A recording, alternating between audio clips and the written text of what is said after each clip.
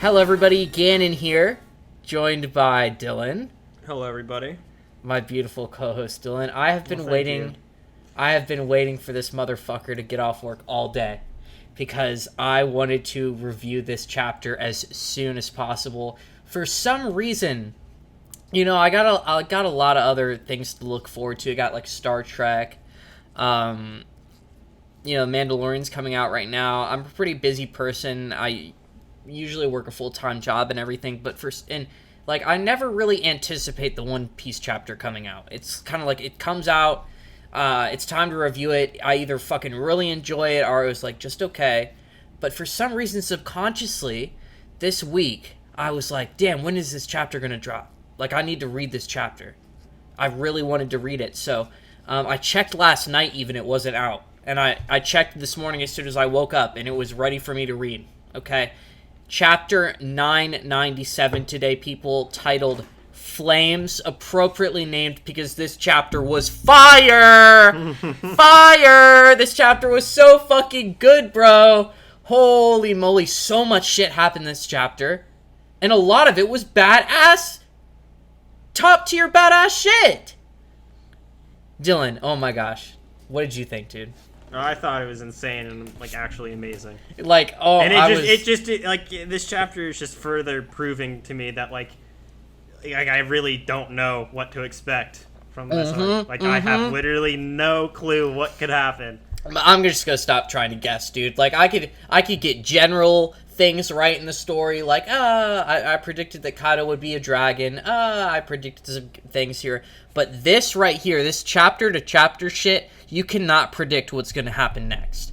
You really cannot, because the end of this chapter was something that I would have never guessed capable, and we just gotta get right into it, dude. No more nuances. This shit was so good. Chapter 997, Flames. The cover story is Sanji getting distracted by Nami playing volleyball while being hit in the fucking noggin by a raccoon swordsman teacher. You know, he's got Kenbo swords or whatever they're called. Pretty good. Pretty decent. I feel like, always good to see these original artworks of Oda. But I really want another good cover story series, like a good one. You know? Not something that's painful, like, oh my gang beges, oh my family, or whatever it was. That was painful. Let's get right into the chapter. Sanji in his really dope suit. This suit is maroon. This is his battle suit in its default form. I would really like to... I always talk about this, but I would really like to see the actual raid suit get changed in some fashion, because I don't like the way it really looks, if it's going to be a permanent power-up. Sanji is getting coerced into destroying this, this entrance to this bathhouse area. It's not the bathhouse, it's just kind of like a temple-looking area. He's getting coerced into breaking in because there's somebody behind the screen door that's acting as though she's being attacked or, sexually harassed in some way. Something that's really funny is that there's actually a panel here where Sanji thinks to himself, he's like, she's in trouble. Is that what sexual harassment is like in Wano? But yeah, no, he breaks through and, it's a spider web, probably... from a spider web smile or something. I really doubt that Black Maria is going to be a spider, dude. It's either that they take it, it's either they're all going to be ancient zones or they take it in a completely different direction, Dylan, and all the remaining members are regular zones. Because let's theoretically say that Black Maria does turn out to be a giant spider. That would be sick. That'd be cool. That would be actually epic if she was Black Widow or something like that. But then I would also expect Who's Who to have a normal zone. And then I would also expect Saseki to possibly have one. He looks like a Dino Zone user. I feel like he's going to have that one dinosaur that's on 4 legs and has a ball tail. Yeah. But something I did really want to talk about, speaking of zones and regular zones, is that I have now adopted a new theory. This is like a theory that I am totally subscribing to, and that's that it was basically revealed in last chapter that Yamato is a zone user to some degree. She bared fangs. And I think this is because... Oh, well, not really what I think it's because. I think that she is a white Siberian tiger zone user. That's what I would like her for it to be, right? Yeah. Because, for one thing, it would be so fucking cool, dude. White tigers are so cool. Siberian tigers are badass. They're like regular tigers, but Snow White.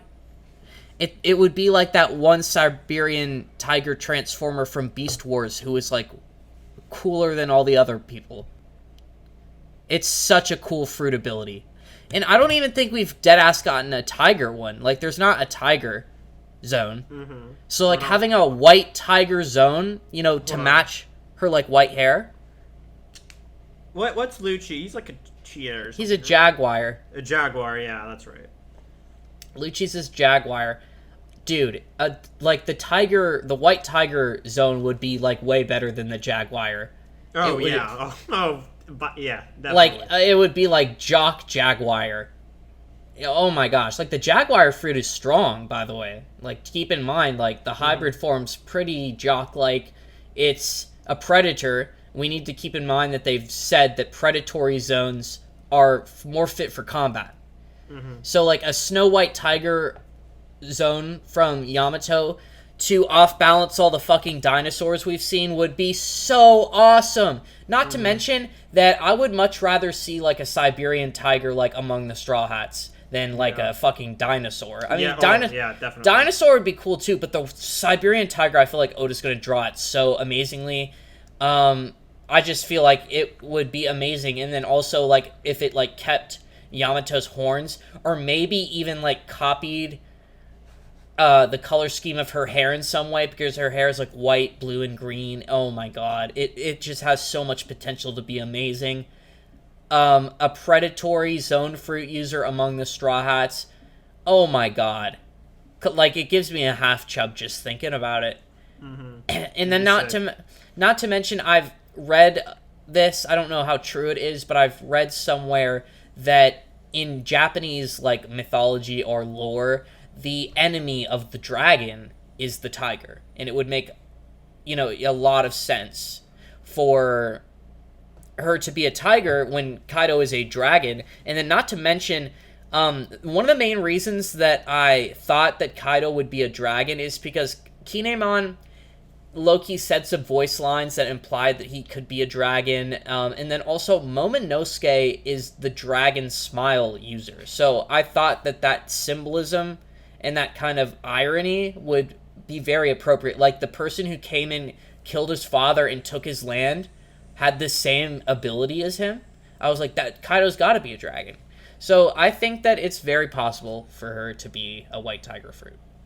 Anyways, Sanji busts through the screen door. He gets caught in a spider web and then double roundhouse kicked by this, like, duo of this, like, cute lady and then this guy who looks like he's either wearing a mask or is really that ugly. I think maybe he's the spider zone, smile user, possibly.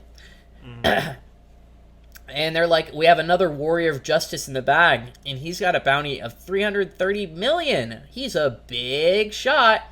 And then here's Black Maria looking fine as hell. Black Maria is so fine, dude. She's top 3. She's top 3.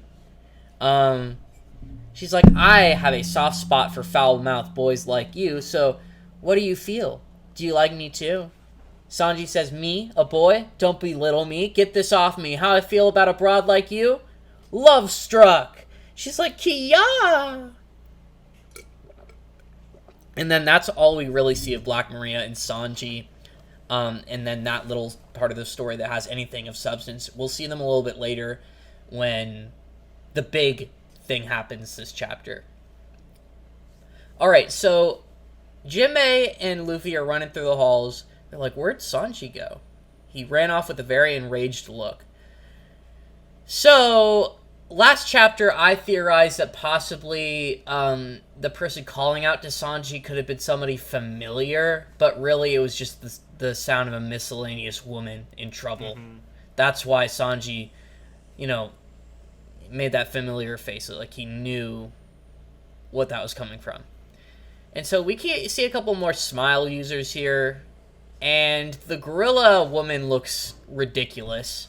Mm-hmm. Looks absolutely stupid, dude. Like, that looks so uncomfortable. I think the snake one looks even more ridiculous. Because I don't know if you can see it, but it's literally just like a snake.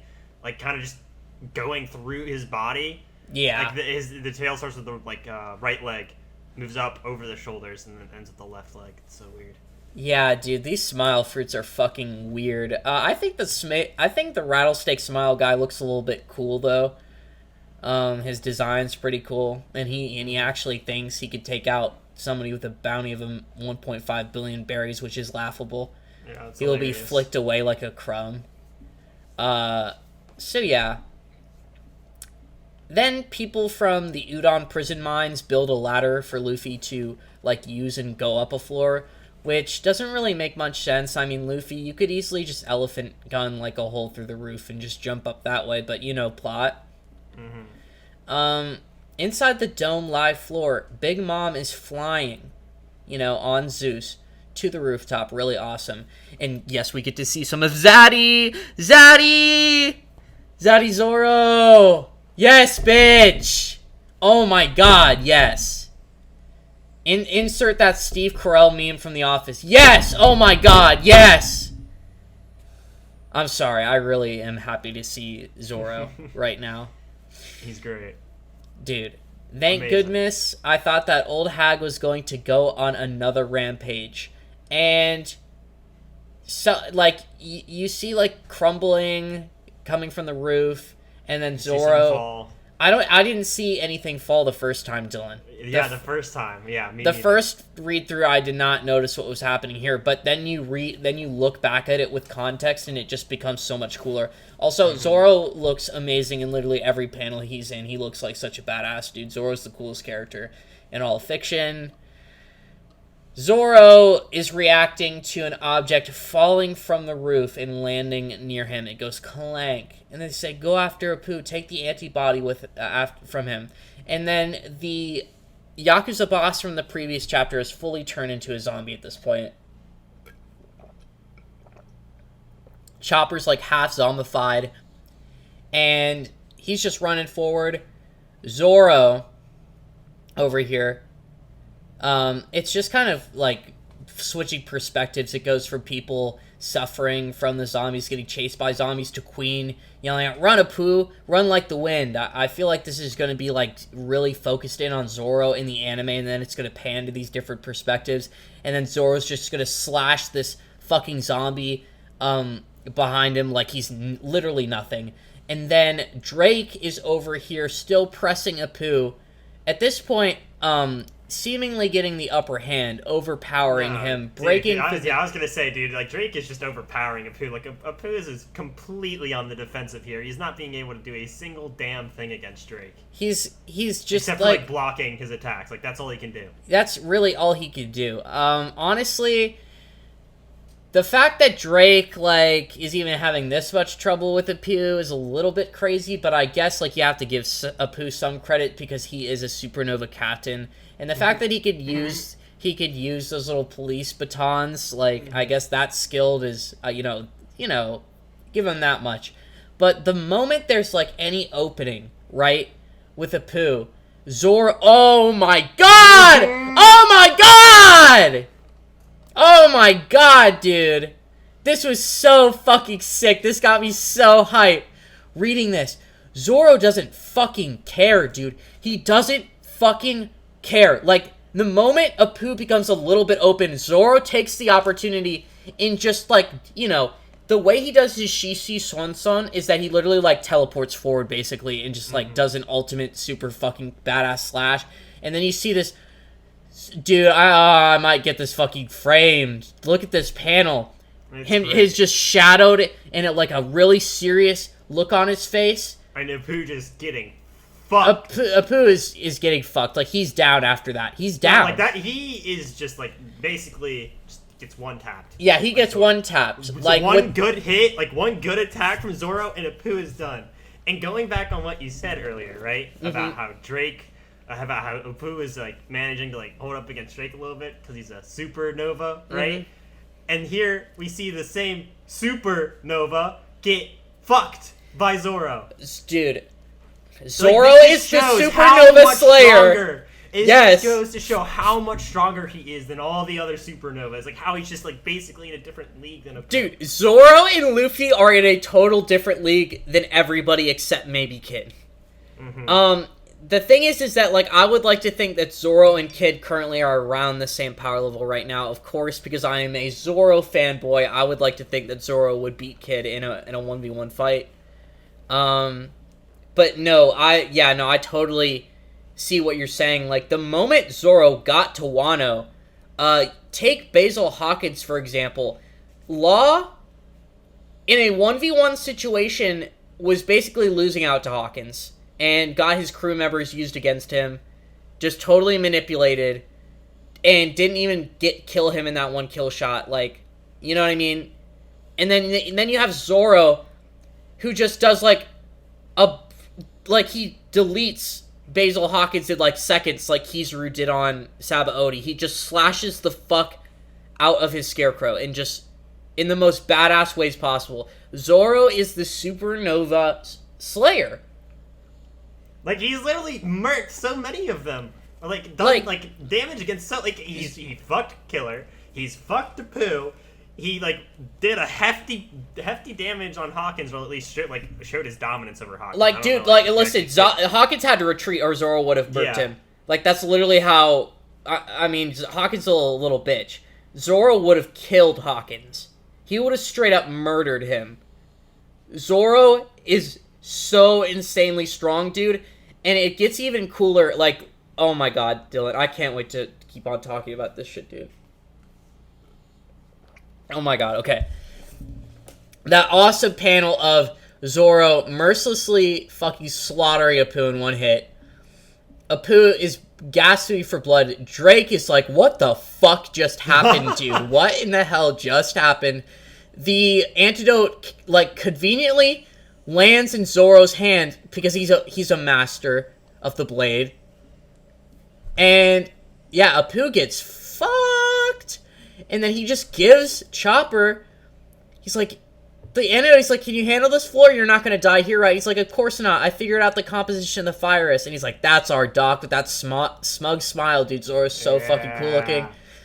Chopper makes the declaration that fire counteracts the ice demons and contains it, and he will make antibodies for everyone.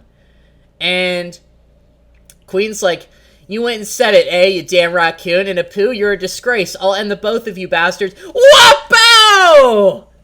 Zoro sends a fucking ranged sword attack. Dude. And it just explodes next to Queen, and even Queen's caught off by surprise, like, what the fuck? It cuts his minigun in half. It cuts his minigun in half, it cuts the thing, it cuts the support beam in half, and Zoro looks at him, he's like, you think this is a game, motherfucker? Oh my god, yes, he's like, you think this is a game? A game? I didn't come to Onigashima to play your stupid games. He says this to the second commander. Dude, it's like, you think this is a game, motherfucker? Okay, go ahead. I'm just gonna say, dude, from watching Zoro do this type of shit to Queen, dude, there's no way he isn't fighting King, bro. Because if he fought Queen, dude, in my opinion, dude. Okay, it would be, listen. Yeah, Queen actually doesn't have the mobility to deal with Zoro. I definitely think Queen could definitely put up a really good fight, but Zoro is taking that. And it would not be nearly as hard as him. Dude, I'm just saying, here's why, and, like, no, you're exactly right on that, because here's the reason why Sanji has to fight Queen, is because Sanji has to get his kicks powerful enough, and he's got to ascend to that level, to the point where he could deal with the durability monster powerhouse that is a Brachiosaurus fruit. Like, the Brachiosaurus fruit gives the user extreme strength boosts. Like, he was literally, like, jumping up in the air and, like, doing all that crazy acrobatic shit, and he was, like, doing he was having like a strength off with Big Mom. Basically, the Brachiosaurus fruit has got to give him insane strength increase, insane durability, like an actual living human tank. So Sanji's got to find some way to break through that with his blunt force kicks, because that's his kick. Yeah, that's his like kit, right? Zoro's kit is way more lethal, and he needs somebody like King, who's a swordsman, to put up like a worthy fight. Like Queen, I don't know how Queen is going to be able to block this shit that Zoro's like putting out. And then also, Zoro's like Soru level fast now. Like Zoro could probably outmaneuver Queen. So I totally agree with you. Queen is a much better matchup for Sanji, and Zoro has to fight King. He's like, I didn't come to Onigashima to play your stupid games. I came here to cut down Kaido, the one who is known as the strongest in the world. And then he's like, oh my god, look at Queen's face. That's so fucking funny, dude. Queen He's is shitting his pants, dude. Dude, Queen like, is intimidated by my Zoro right now. God. Dude, Queen is intimidated by Zoro right now, dude. Zoro's strength demands respect, bro. Oh my gosh, she's like, what's that?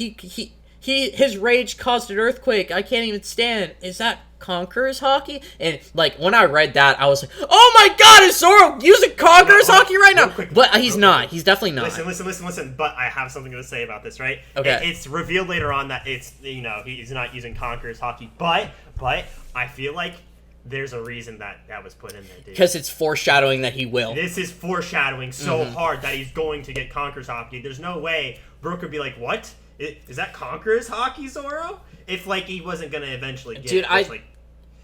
Dude. Listen, I feel like you might have to have Conqueror's Hockey to be, like, a first commander, bro. Like, think of all the other first commanders. No, I mean, Marco isn't a Conqueror's Hockey user.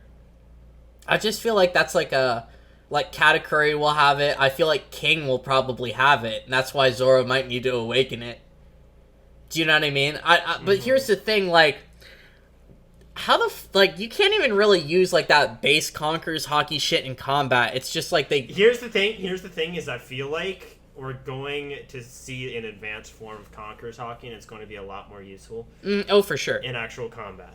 So I feel like the base form is just kind of like fodder. Like a stare-off. It's like a stare-off between two users. It's like, but if you can hang... I've seen some really cool theories about what a potential, like, advanced Conqueror's Hockey could look like. And it's pretty cool. Like, the ideas people have and theories I've seen. Like, one of them is, like, being able to, like, control the weather. And, like, that's why whenever you see, like, two Yonko face off, the clouds split in half. Some cool shit, like exerting your will on, like, the nature around you. I don't think it's controlling the weather, but it affects it. Because I feel like there is definitely a weather fruit in One Piece, and I feel like it will be either... I feel like that if I definitely think there's a weather fruit as well. Yeah, I feel like that if Gold Roger had a fruit, that was his fruit. And then I also feel like if it's probably what Dragon has. Yeah. Either that or, like, a wind-type fruit, or possibly his Conqueror's Hockey is... like, so badass that it allows him to control the wind. Because, like, one of the theories that I've had is that, like, advanced Conqueror's Hockey would actually unlock, like, special individual powers. Like, they would actually, like, something similar to maybe what Dragon does with the wind. But yeah, anyways, let's continue. Zoro's being a badass right now. They're like, Conqueror's Hockey. He's like, Brooke's like, what did you do, Zoro? You're a frightening person. And he's like, that's obviously not me. Zoro, and Robin says to Zoro, that's Zoro's wifey. She says, Zoro, I understand why you're upset. I saw it falling down the hole too. Okiku's arm.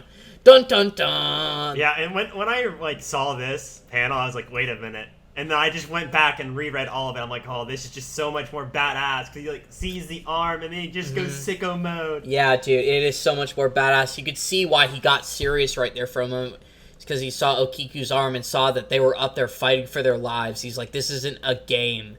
He's like, I came here to fight Kaido and cut him down. The strongest in the world. This is not a game.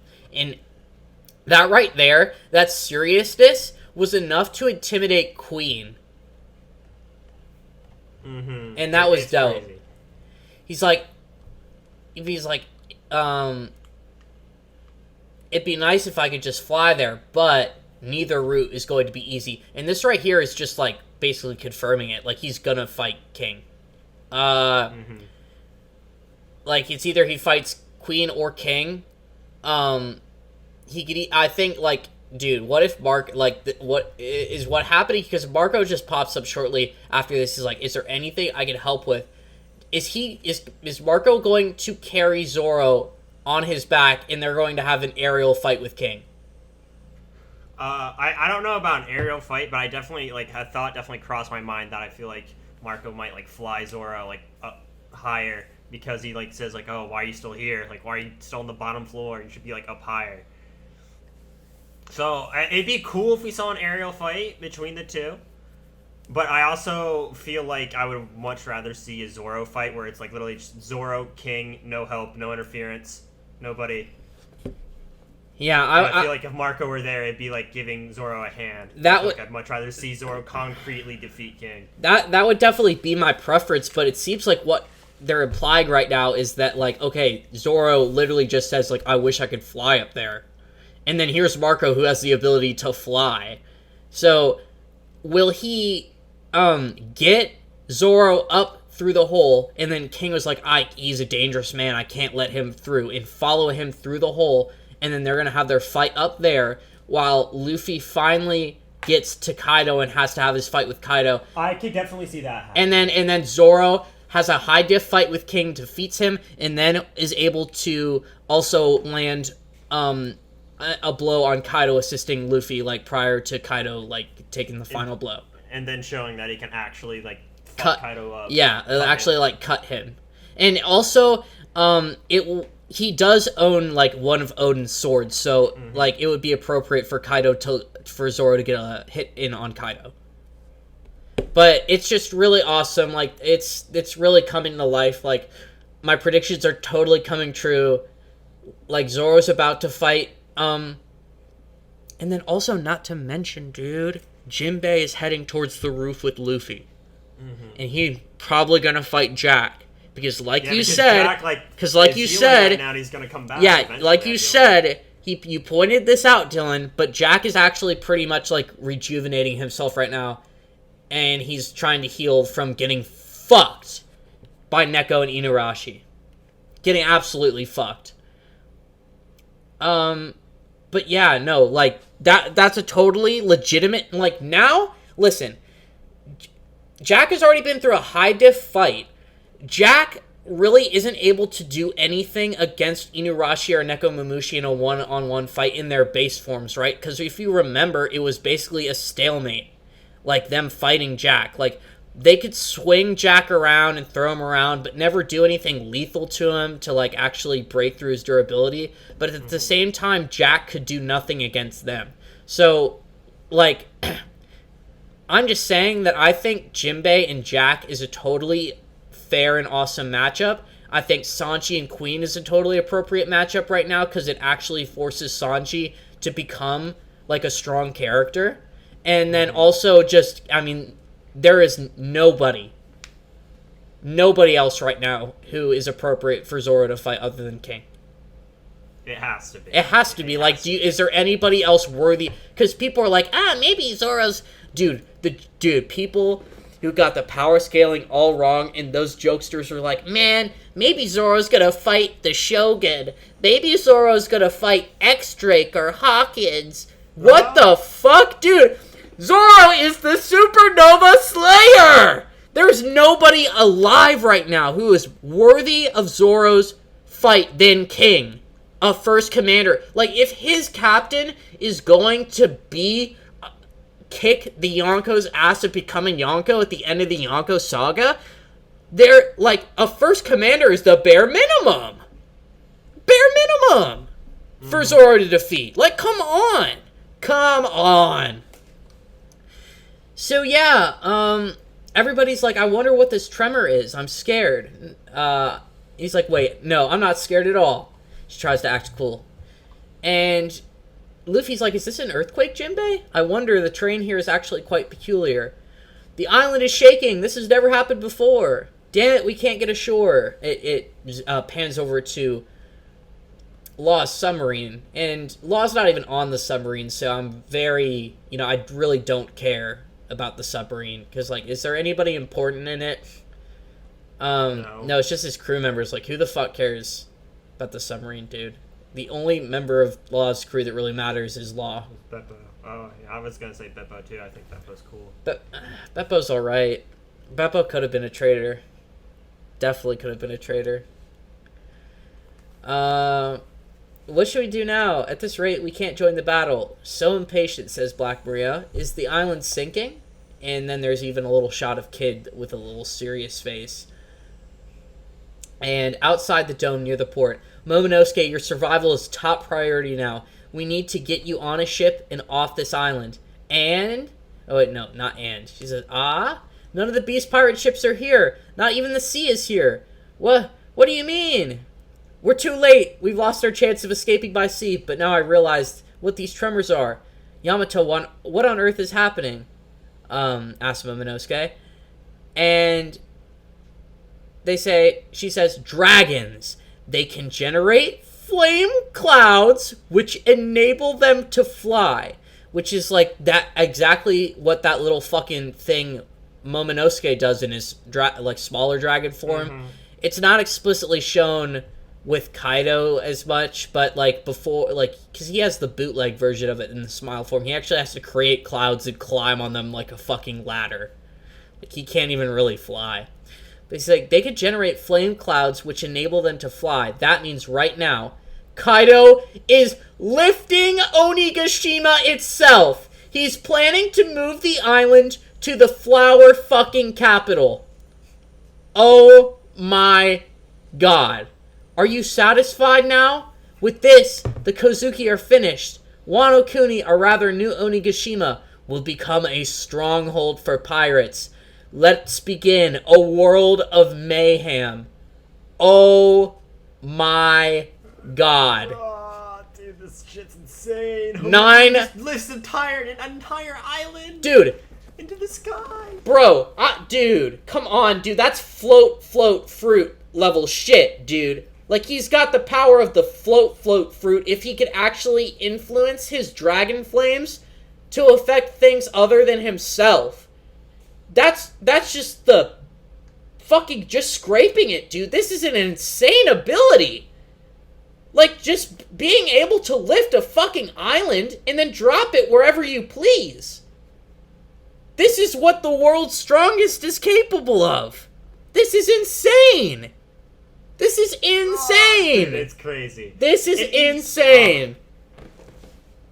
Like, this is a fucking crazy ass feat, bro. Like, imagine the energy that it takes to do something like this, too. Kaido's just chilling. And he did this all after fighting the samurai. He fucking kicked their asses, dude. He's just monologuing right now. He's monologuing. Oh my god. Oh my god, dude.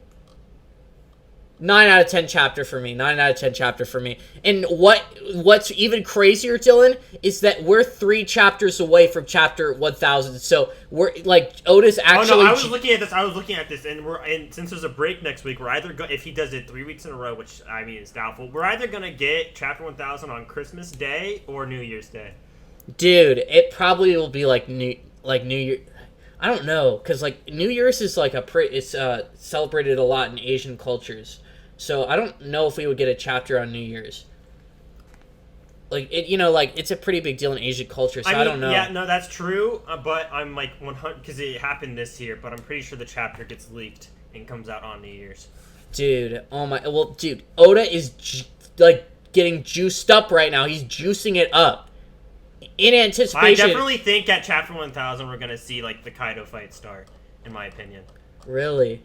Or some, come on, what else would it be? Or some crazy, story. Changing revelation. Something fucking crazy's gotta happen, dude. But I really think it would be the start of the Kaido fight. They're all, making their way there. They're all about to be there. It's 3 chapters away. Yeah. They're not gonna fuck around. For I mean, 3 yeah. chapters and wander and You're fight right. people. You're right. Like, they're There's gonna get there. they can't even fuck around anymore because he's lifting the fucking island up, dude. Like this. You're right, dude. Like I feel like Oda's gonna do one of the biggest, awesome examples of fan service like ever. He is going to tickle our balls. He is going to. Oh my! I feel like before I was saying, he's really never. I don't think he's really done that before, where he made like really important shit happen on a chapter mark. But But then again, I have to think.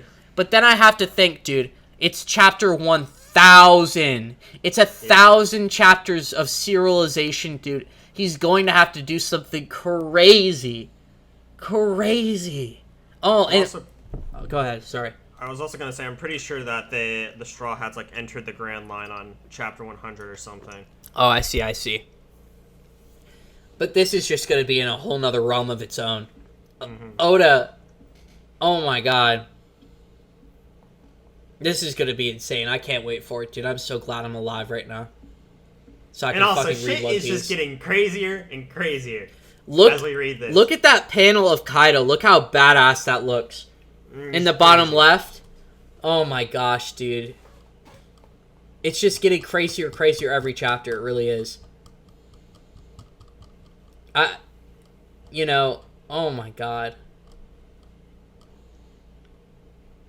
This has got to be, dude. This has got to be better. Like this is the art that's gonna be better than Marineford, bro.